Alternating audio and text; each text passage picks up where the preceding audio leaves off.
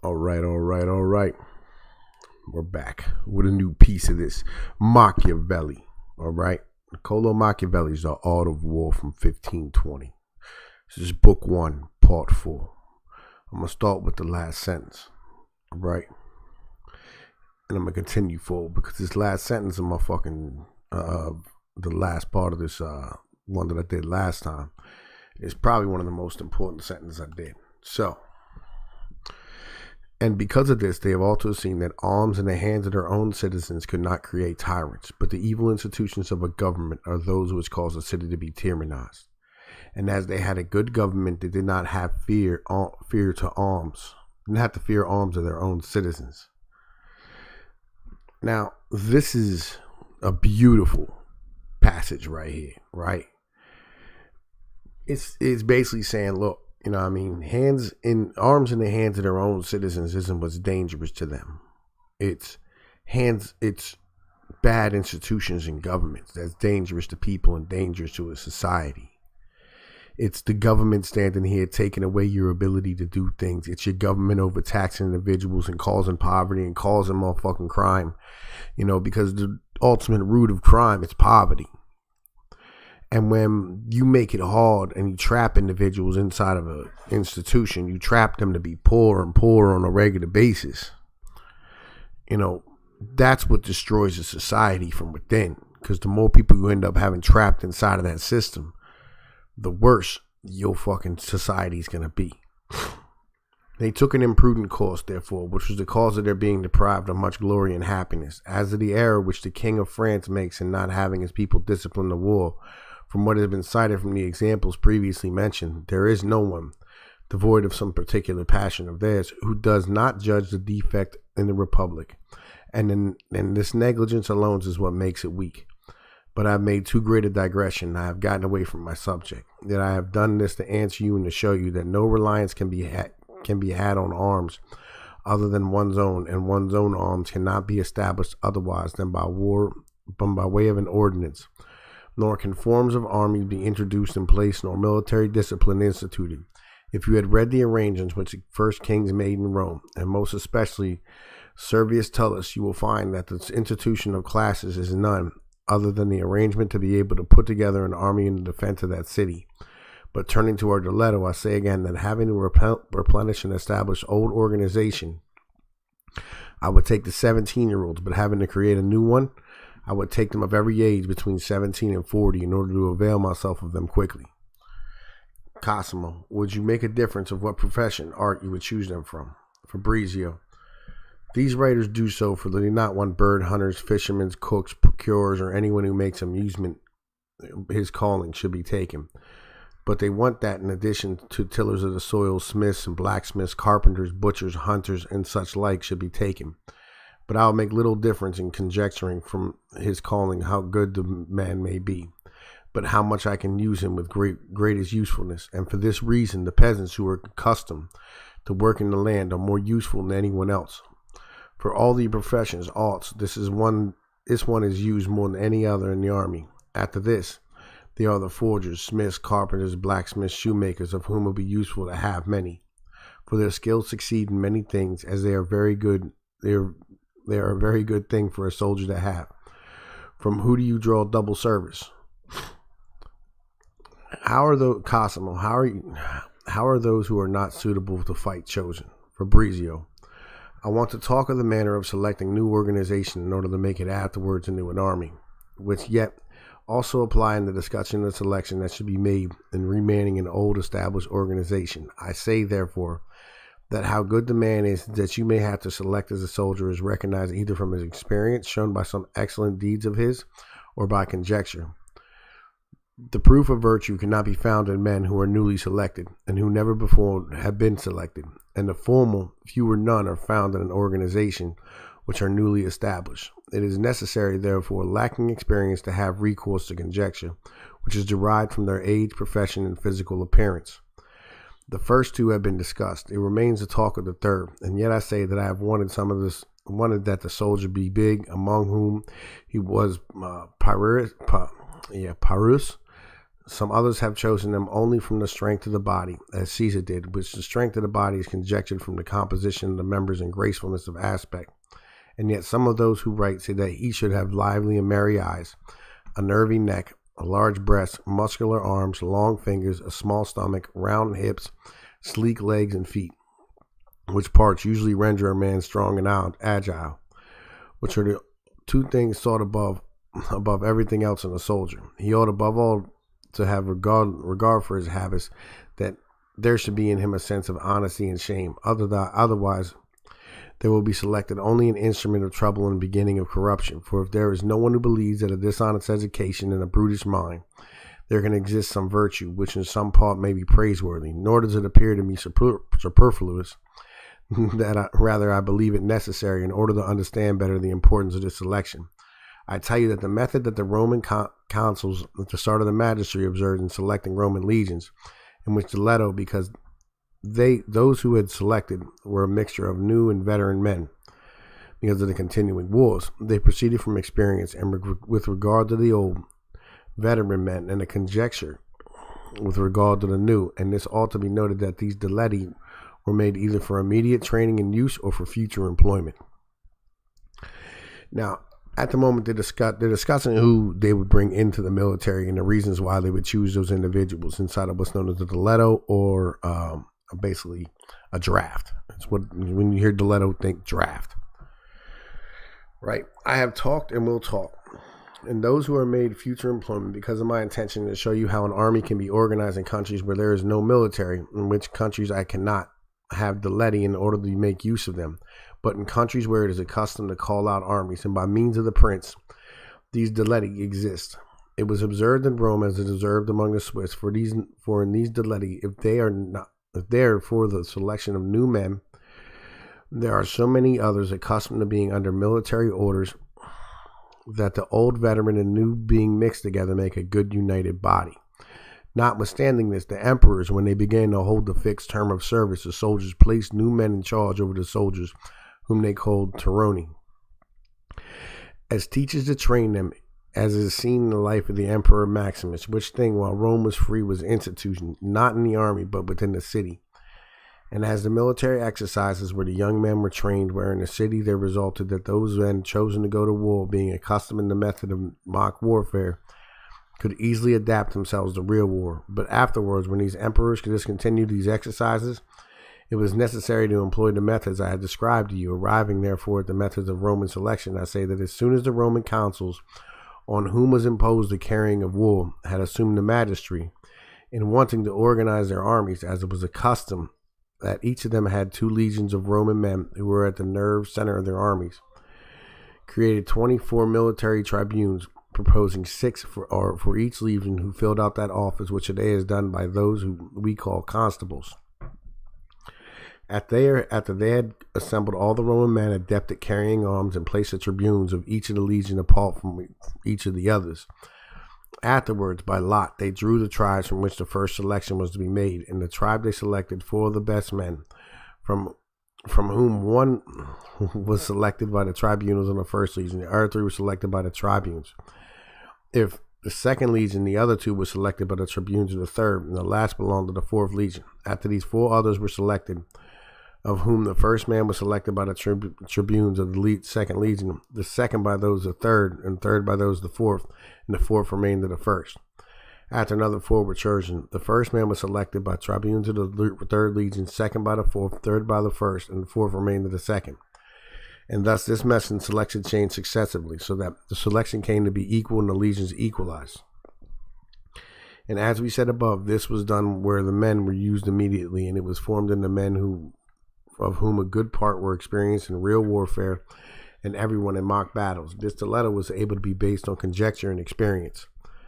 By when a new army was to be organized and selection made for future employment, this dilemma cannot be based except on conjecture, which is done by age and physical appearance. All right. So what they're saying here is that when they went to form armies, what they did was they had tribunals. They had to have like 4 tribunals to pick out, the best guys from the villages, the older warriors, whatever the case might be, the best warriors. And they'd go through basically in like a NFL draft type of thing, where each of them would pick one, bump, bump, bump, and bump, bump, bump, and they, go back and forward in the snake draft, which is, pretty cool. And they'd end up choosing the best men, which that created two situations. One was where, the army got filled up properly, but secondly, where you'd have individuals who wanted to be chosen first. You know what I'm saying? You wanted to be the best warrior, and that creates a pride in being a warrior, which helps your military in long term, type of way.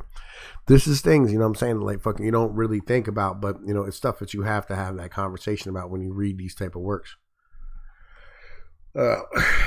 Cosmo, I believe what you said is entirely true, but before you pass on to another discussion, I want to ask about one thing which you have made me remember.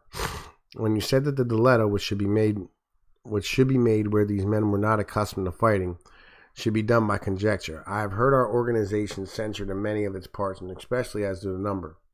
For many say that a lesser number ought to be taken, of whom those that are drawn will be better in the selection better, as there would not be as much hardship imposed on the men and reward given them, by means of which they would be more content and would be better commanded. Whence I would like to know your opinion on this part, and if you have preferred greater rather than smaller number, and what methods you would use in selecting both numbers. Fabrizio, without that, the greater number is more desirable and more necessary than the smaller. Rather to say better, where a great number are not available, a perfect organization cannot be made, and I will easily refute all reasons cited in favor of this.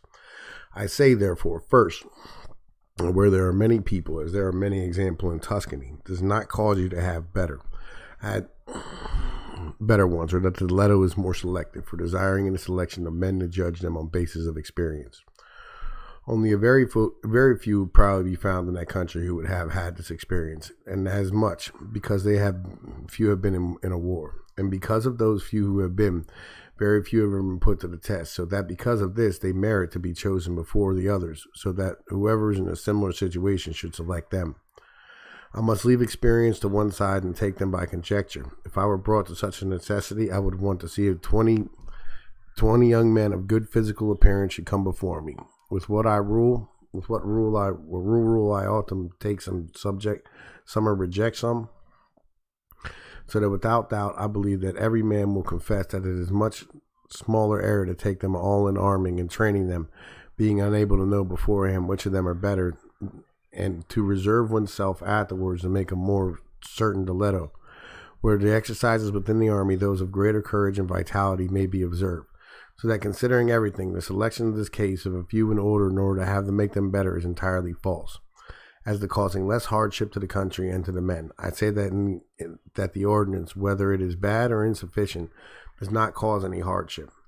For this offered does not take men away from their businesses, does not bind them so that they cannot go carry out their business, because it only obliges them to come together for training on their free days, which proposition does not do any harm either to the country or to the men. Rather, the young, it ought to be delightful, for where on holidays they remain basely indolent in their hangouts.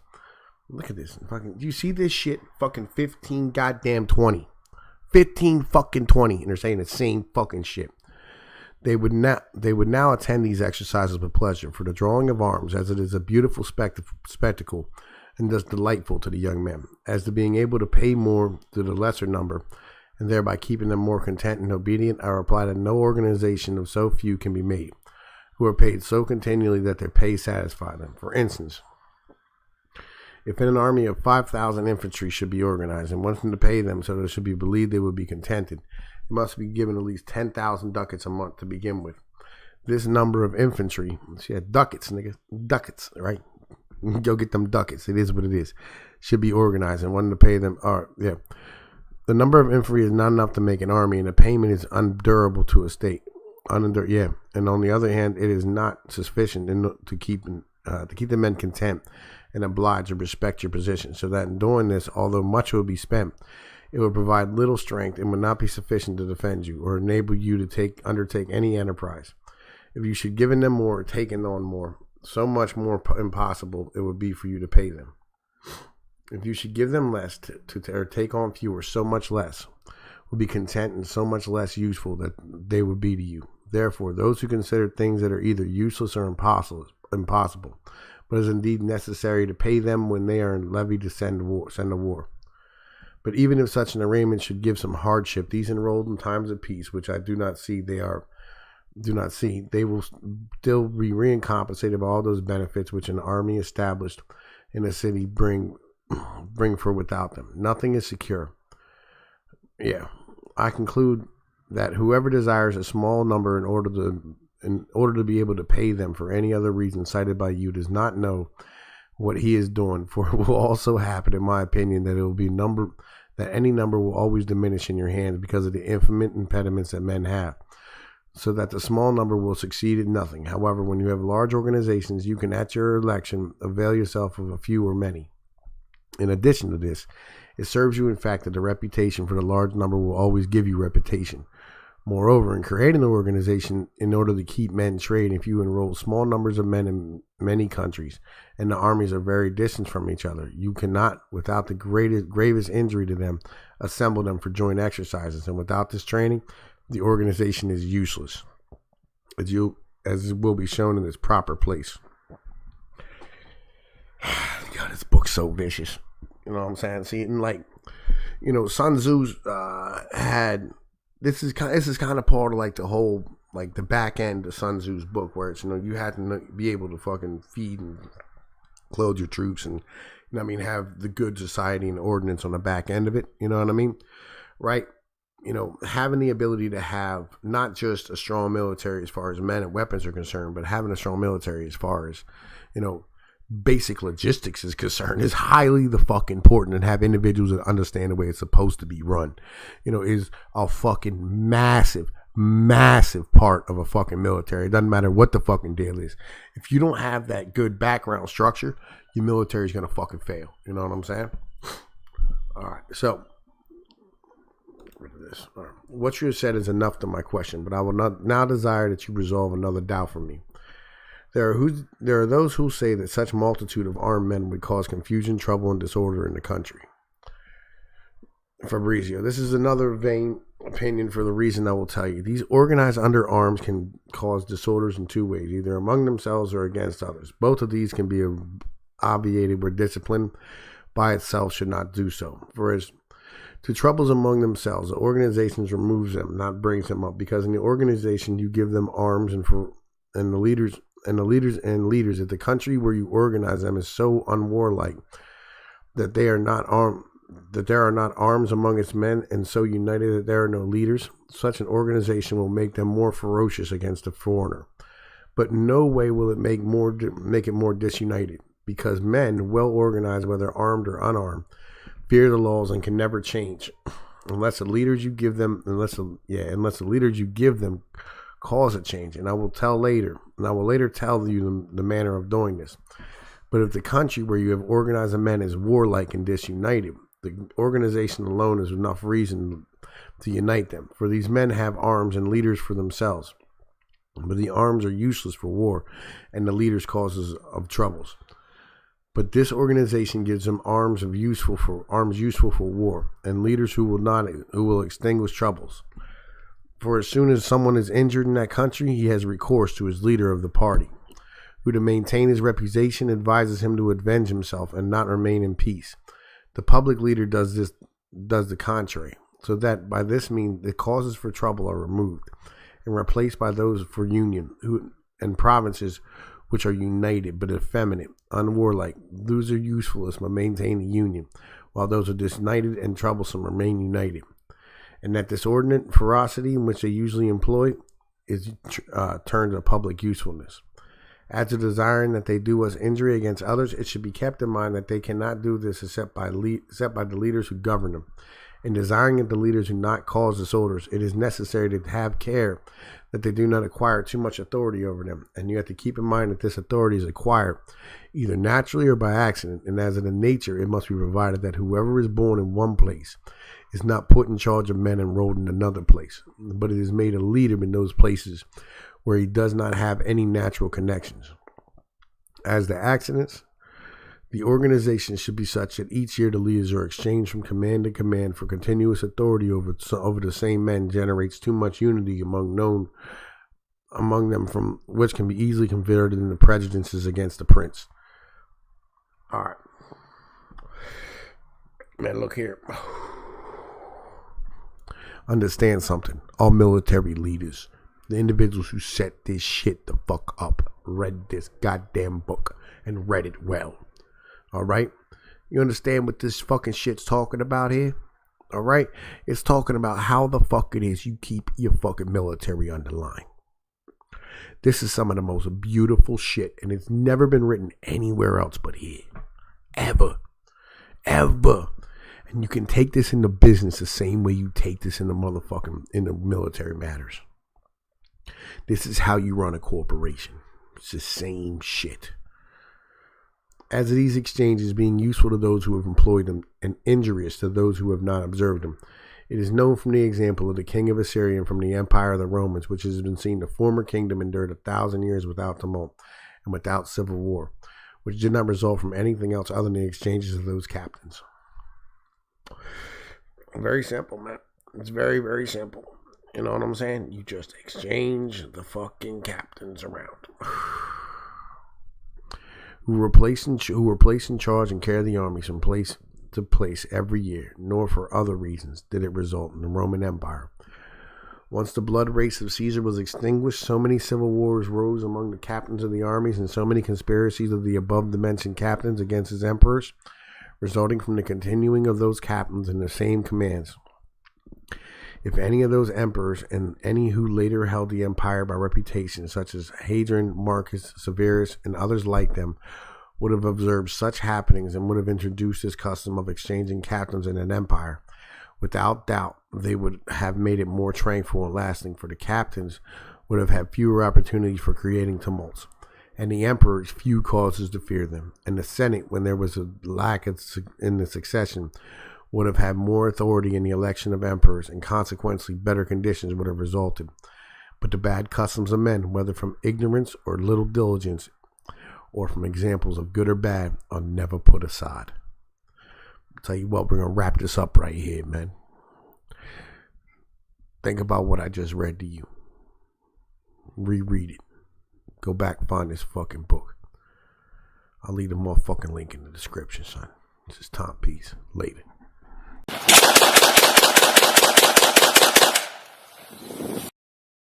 I'm like Chipos, man. I got this, yeah.